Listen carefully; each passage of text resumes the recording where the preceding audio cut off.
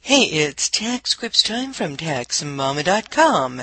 Today, TaxMama hears from Karen in the Tax Quips Forum with a complex problem. Her client owns 3 homes, a primary home, a vacation home, and a home for mom.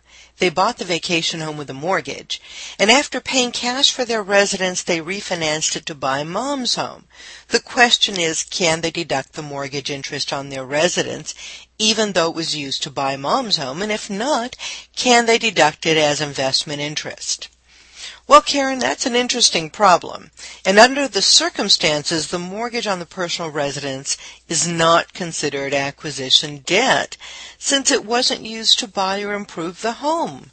Unfortunately, the interest deduction is limited to the interest on $100,000 worth of debt. David Tokus explains the various options when it comes to deducting interest expense on real estate and how improvements and use of the funds comes into play. They would have been better off holding on to the cash when they bought their home. If they'd gotten a mortgage on that, it would have been fully deductible. Of course, it's limited to a loan of $1 million plus $100,000 extra. As to using the interest expense as investment interest, that's not as easy as you think. As David said, the deduction for the investment interest is limited to your investment income, typically dividends, interest, and capital gains. And when you use investment interest, it can change the tax rate on your qualified dividends and capital gains. Instead of having a maximum tax rate of 15%, they get taxed at your highest tax rate. Of course, if you don't have any qualified dividends or capital gains, that's not an issue. Incidentally, there is a bit of good news about investment interest.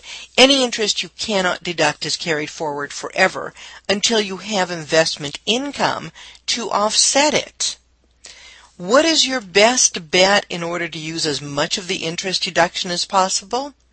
Use the interest on the first $100,000 as mortgage interest. Use the rest of the interest as investment interest. At least if you have investment income in the future, the interest will be there to offset it. And remember, you can find answers to all kinds of questions about interest expenses and other tax issues free. Where else? At TaxMama.com.